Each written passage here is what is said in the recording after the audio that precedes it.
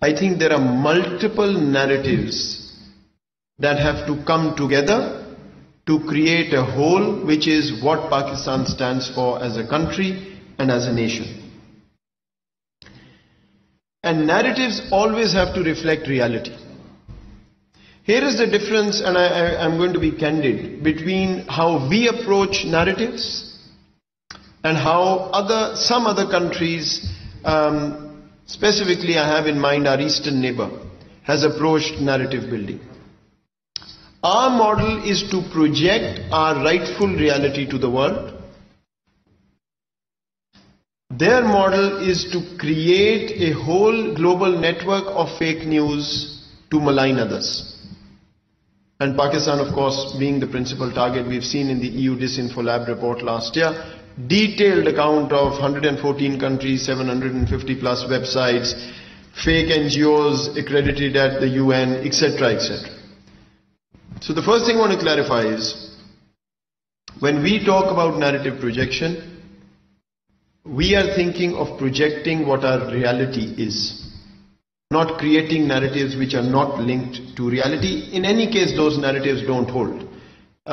When you show planes flying over the UK as planes belonging to Pakistan flying in Panjshir, you will be debunked and you will be humiliated for that.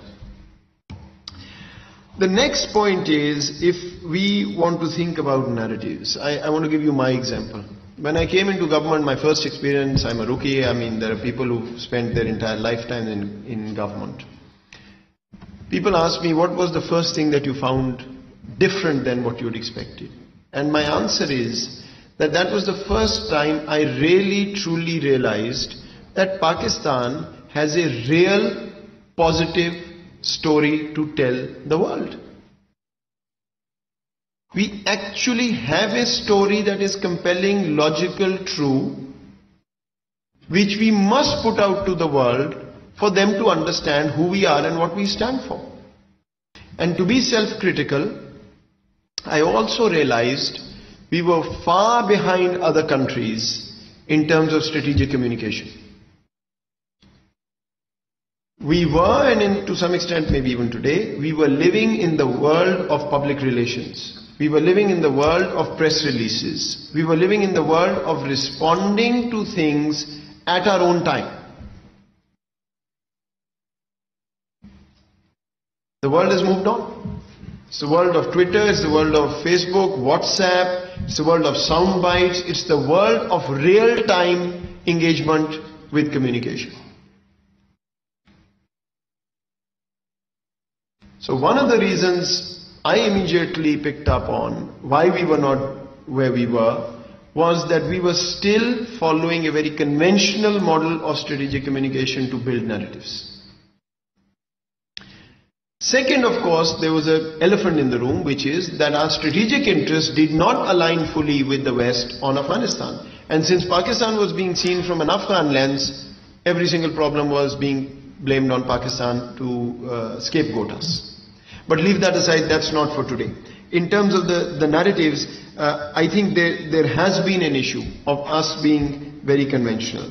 The second thing I'll point to in terms of self-critique is, I think too often we speak our language to others and expect them to understand what we are saying.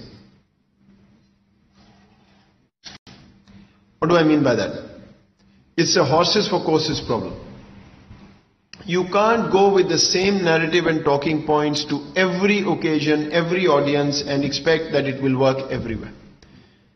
Depending on where you go, what you're talking about and who you're talking to, it's a very different approach. Even the messenger matters a lot. So much more homework was needed on that count, on who is operating where to convey what message and how are you making that case. I'll give you an example again. Sorry, I cross my line of my talking points always, but you know, Pakistanis, very, very good, accomplished, used to come to Washington and speak at think tanks. And I was at one myself for